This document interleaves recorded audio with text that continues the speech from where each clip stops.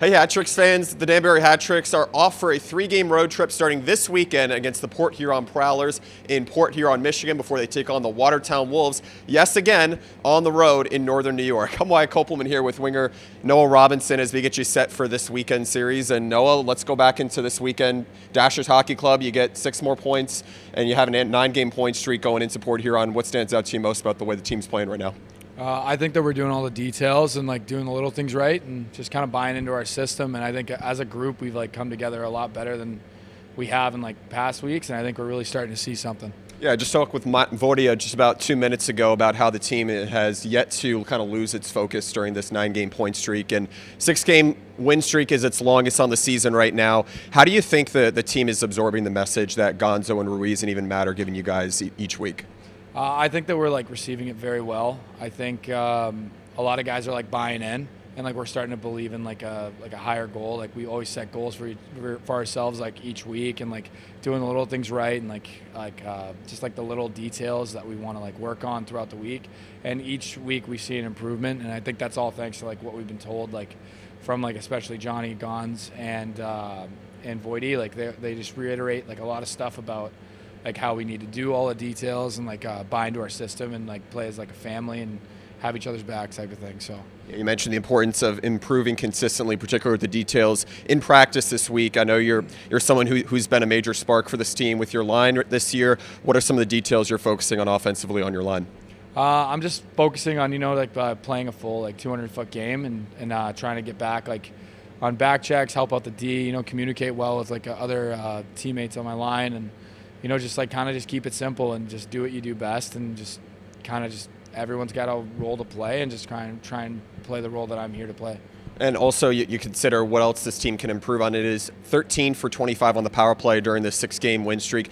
Is that an encouraging sign, or is that something that you look for as a place or a particular department to continue improving on this weekend?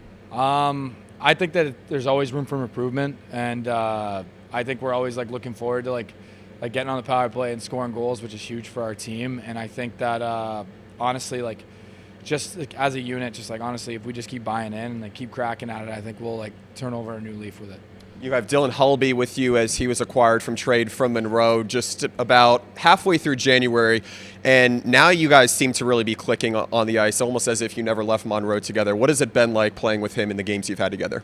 I mean, Dylan's a great player. I love playing with him. He's just me and him hang out most of the time. We're good friends, so it's nice to be on a line with someone that you really trust. And honestly, like I said, he's just a good player, creates space for his line mates, and we always talk and we always communicate well, whether it's what we should have done better or what we had open and stuff like that. So I think just having open communication is very key, and I think that's what's making us successful. You've been here a little bit longer. You've had 24 games here in a Hat Tricks jersey. What are some of the things that stand out to you about this team compared to the other teams that you've played for in professional hockey? Well, I think here just the culture is just so it's something I've never seen before. The culture here is it's accountability. It's you got to own your mistakes, and it makes you want to work hard to be a better person and player here.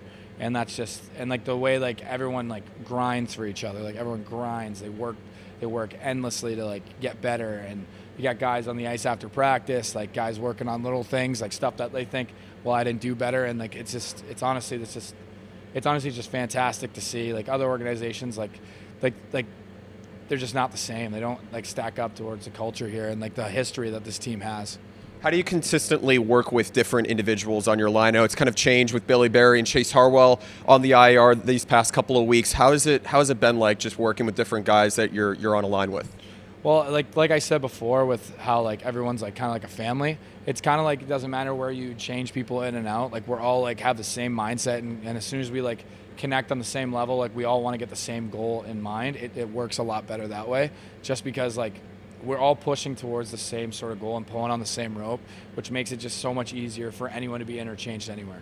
And I also wanted to ask you about the veteran leadership this team has. Corey Anderson, I spoke with him right here in the Action Lounge last week about the buy-in that is required out of everybody, whether it's the veterans or the rookie wingers or even defensemen as well.